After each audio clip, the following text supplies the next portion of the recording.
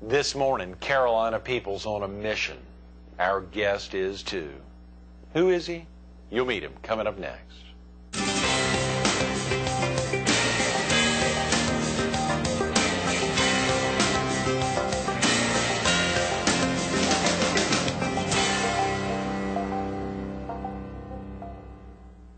Good morning. Welcome to Carolina People. This morning we're at Collector's Cafe and Art Gallery between 76th and 79th Avenues North in Myrtle Beach, right off of Kings Highway. We're focused on growing ministries, and we're visiting with the Director of Ministries at First Presbyterian Church, Todd Harms. Good morning, Todd. Good morning.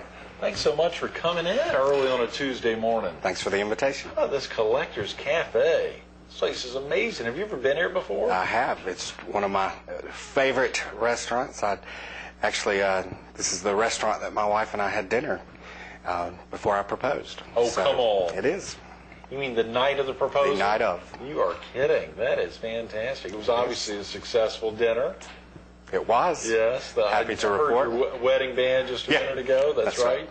And of course, what a magnificent setup here with the art gallery. It goes on and on and on. Beautiful. It really is. Yeah, both the owners are just so talented with just the art, and the others. The other artists that are represented here. Everyone's just incredible. It is an amazing place. And of course, Sharon Simmons, the general manager here, is a mutual friend of ours. Yes, she is. She has been around the beach for quite a while and knows the industry. She, of course, opened the show this morning. And good. What a great host. Yeah, she's amazing. A great host. Growing ministries in First Presbyterian Church, there's a lot of ministry going on at the church right now and year-round.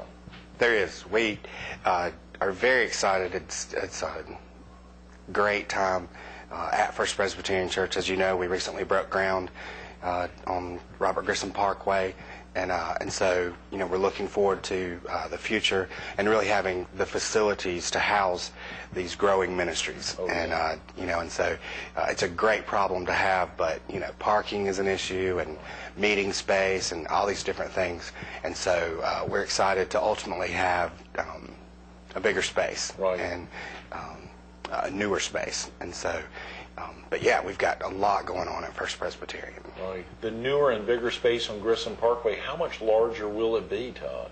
It's, well, to be honest, we have 17 acres.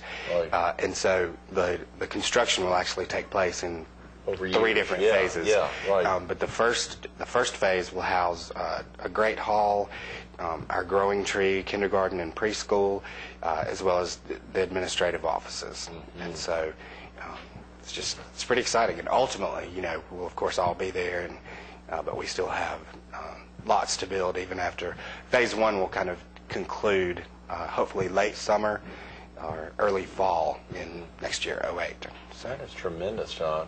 You joined the church as the Director of Adult Ministries. How long ago? You recently celebrated your first anniversary? I did. Yeah. I did. I've been a member of First Presbyterian Church since 1998. Is that right?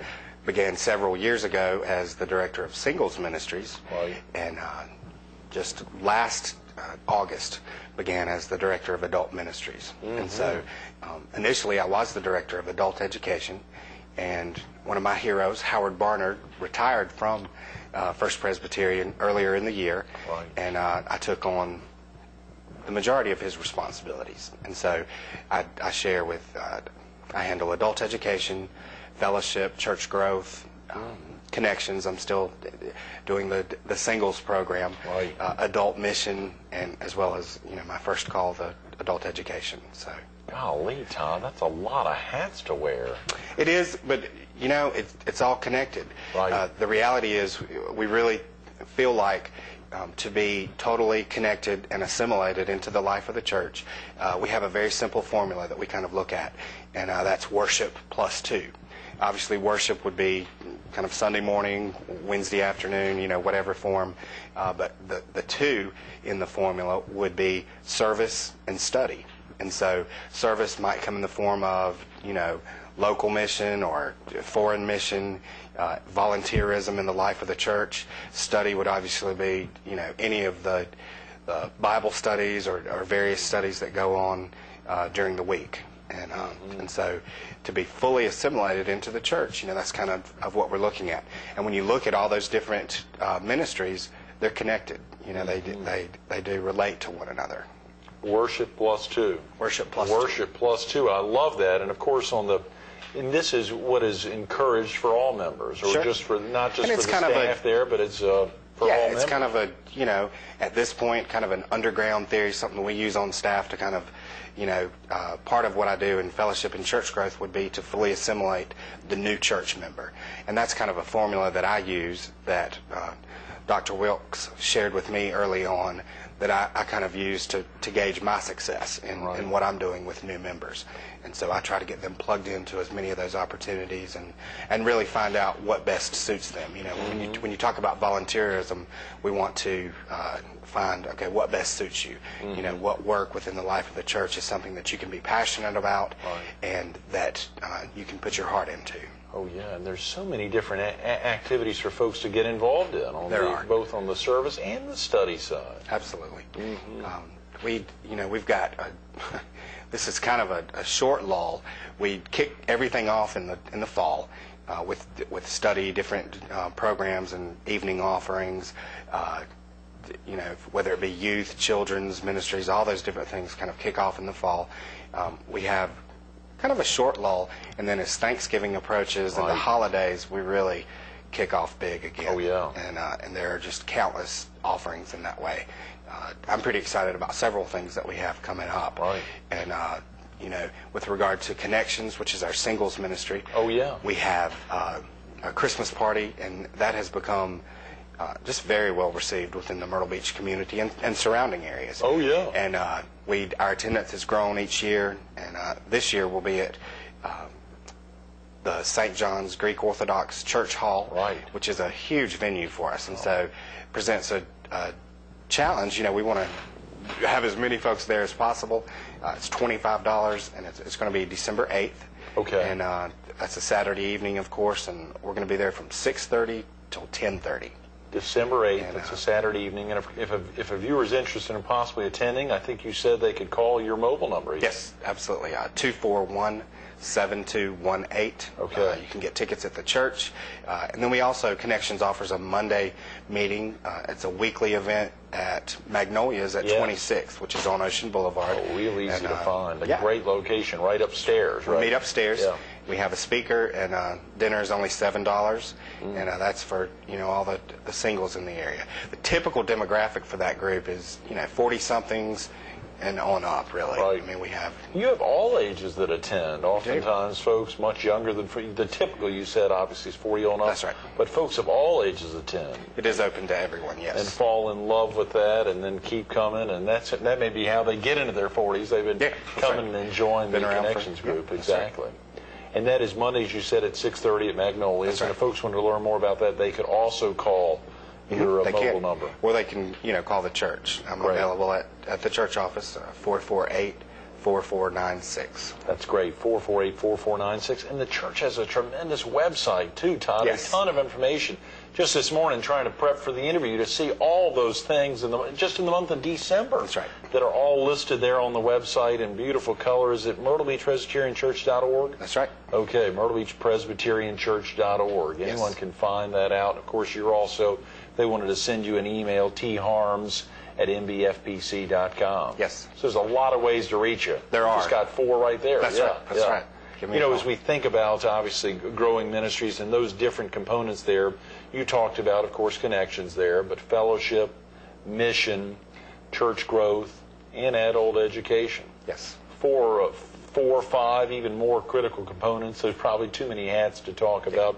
Let's talk a little bit about missions. I know this summer, I think we got together not long before you left on a trip, and then we had Bubba with us, Bubba Lewis. I think recently I talked to John, was it Slater? Slater. Mm-hmm. Slater there at the Chamber's annual luncheon a couple weeks ago, and it was fascinating hearing about the excitement of that Mexico mission trip. But you all have a lot of other mission trips. We do.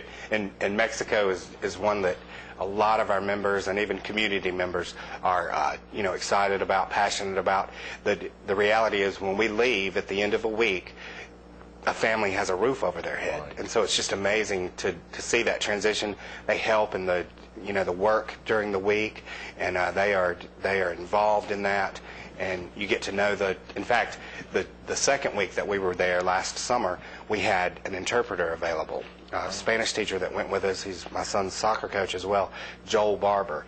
And it was amazing the communication that he was able to facilitate and how well we got to know the family and that sort of thing. So it's incredible. I'm very excited about an upcoming mission opportunity to New Orleans. Really? And Adam, my son, and I went last October with the group from First Presbyterian. Obviously, before that was my responsibility. Right. And so I'm excited to go back. The reality is, the perception now is that, either things are back to the way they always were, or things can't be fixed. Things will never be the same. Right. And I don't think either of those are true. And we're going back already. We're building this year, and last year we were involved in deconstruction. And so the fact that we're in that building process tells us that we are making progress. Oh, yeah. And there is still work to be done. And so we've got lots of church members interested in that, right. but we also open that to the community. Right. And the cost is $500 to $700 depending on flights per person. And some other incidentals. Right. Yes. Right. And we fly down. We leave December 1st, and we'll be headed back December 8th. And we'll be working closely with the Habitat for Humanity organization and building houses for that week. Tremendous. Of course, a real need there, yes. not only Mexico, but in New Orleans. In yes. New Orleans, a real need there in New Orleans. And as you said last year, deconstruction, and to be able to be a part of really help both rehabilitate as well as grow a new location for families down there. How exciting. And also many businesses and churches that are still impacted and aren't yet back on their feet. Sure. That aren't yet back on their feet. If a viewer was interested in that, the 448-4496 numbers. I'd prefer they just call me directly at 241-7218 because time is of the essence. We want to get that team assembled. And do you answer your phone a lot, Todd? 241-7218. That's great. Well, I hope as you're walking out of Collectors, I hope you got it turned off. But as you're walking out of Collectors this morning, hopefully the phone will be ringing and we can get some folks interested. But there's also needs. A lot of folks are going down there, not only giving up a week of work oftentimes to go down there, so they're giving up that pay or taking vacation for a week, but also to raise those funds. If a viewer couldn't go but wanted to help make sure that was a successful trip, can they make a donation, or does everyone have their funds already? No, I mean, we always take donations in that regard simply because there's always work to be done. Right. And we really see ourselves as a funnel for that, and the more money obviously we receive, the more we can spend. Do down there. That's and right. can spend, the more people that can go. That's right. You also did some mission trips to even parts of the U.S. that we don't think about hurricanes being impacted, but where there's a real need to minister.